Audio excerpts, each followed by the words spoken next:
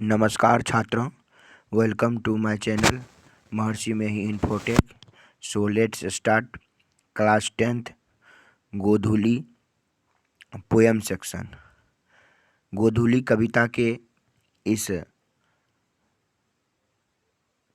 पहला चैप्टर में हम आपका स्वागत करते हैं और हम शुरुआत करते हैं पहला कविता राम नाम बिनु बिरथे जगी जन्मा।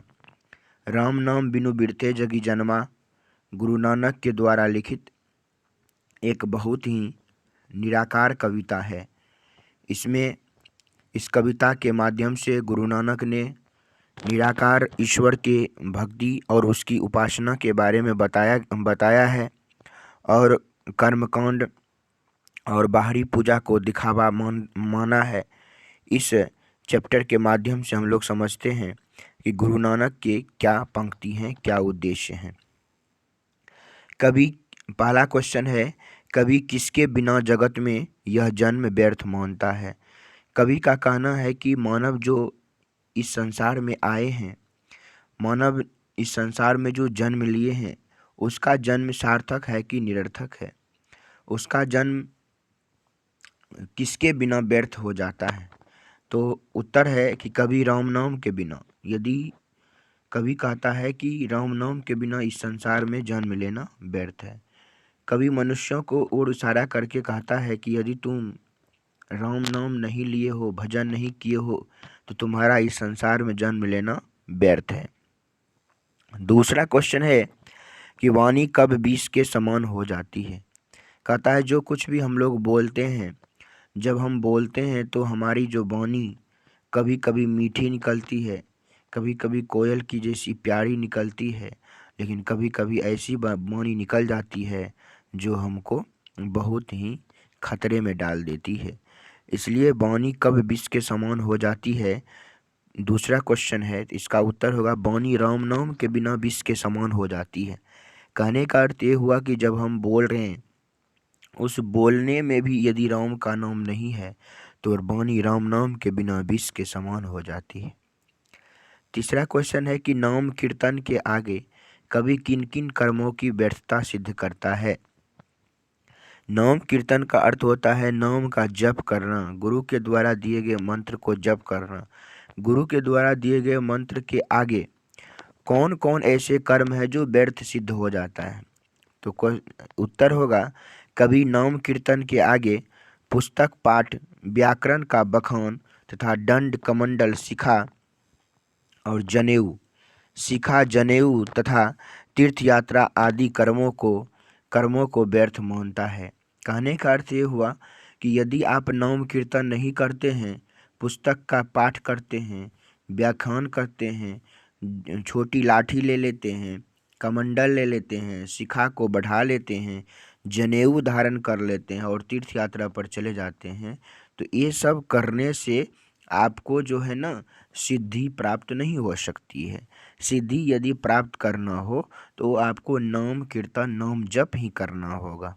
इसीलिए इसका उत्तर है कि कभी नाम कीर्तन के आगे पुस्तक पाठ, व्याकरण का बखान, दंड कमंडल शिखा, जनेऊ तथा तीर्थ यात्रा आदि कर्मों को व्यर्थ मानता है।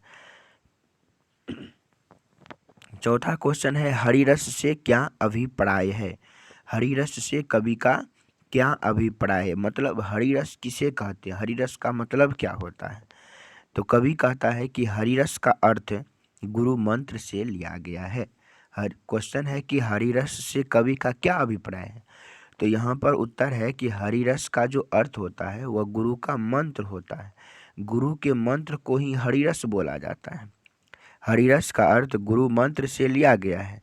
हरिरस के माध्यम से कवि ईश्वर और हरिरस के माध्यम से कवि ईश्वर की प्राप्ति का मार्ग और ईश्वर की प्राप्ति की बात करता है। कहता है यदि हरिरस किसी मानव ने जीवन में धारण कर लिया, गुरु के मंत्र यदि कोई मानव जीवन में धारण कर लिया, तो वह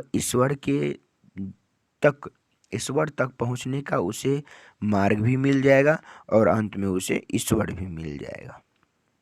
पांचवा क्वेश्चन है कि कवि के दृष्टि में ब्रह्मा का निवास कहाँ होता है? ब्रह्म, ब्रह्म मतलब ईश्वर। कवि के दृष्टि में ब्रह्म का निवास कहाँ होता है? कहता है कि कवि के दृष्टि में ब्रह्म मतलब ईश्वर का निवास जो होता है, कहता है जिस मनुष्य को काम और क्रोध, काम का अर्थ होता है वासना, काम का अर्थ होता है गलत अवधारणा, गलत विचार, जिस मनुष्य को काम और क्रोध स्पर्श भी नहीं कर पाते, छूते तक भी नहीं है, उन्हीं के शरीर में ब्रह्म का निवास होता है। उन्हीं के शरीर में ब्रह्म निवास करता है, ईश्वर निवास करता है, जिसके शरीर में ना ही तो काम वासना है और ना ही तो क्रोध है। जिस मनुष्य को काम और क्रोध स्पर्श भी नहीं कर पाते, उन्हीं के शरीर में ब्रह्मा का निवास होता है।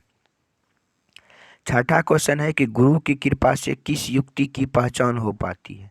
तो कहता है गुरु की कृपा से, गुरु की कृपा जिस मनुष्य पर होती है, जो गुरु का कृपा है, गुरु का आशीर्वाद है, गुरु की दया है, गुरु की करुणा है, और जिस मनुष्य पर हो जाए, उन्हें यह संसार पीछा नहीं कर पाते हैं।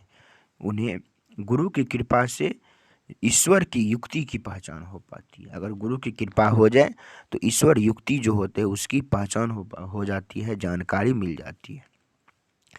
यह 6 क्वेश्चन बहुत ही इम्पोर्टेंट क्वेश्चन है, VVI क्वेश्चन है। तो मैं आशा करता हूं कि आप इन 6 प्रश्नों को अच्छे से देखें, ताकि आपको किसी भी प्रकार की परीक्षा में दिक्कत ना हो। यह 6 क्वेश्चन से बाहर आपको परीक्षा में नहीं जाएगा। धन्यवाद। यदि आप हमारे चैनल पर हैं, नए हैं, तो हमारे चैनल को अवश्य सब्सक्राइब कर लीजिएगा और बेल आइकन भी ज़रूर दबा दीजिएगा। इसके साथ साथ अपने दोस्तों के साथ ये वीडियो को ज़रूर शेयर कीजिएगा। धन्यवाद।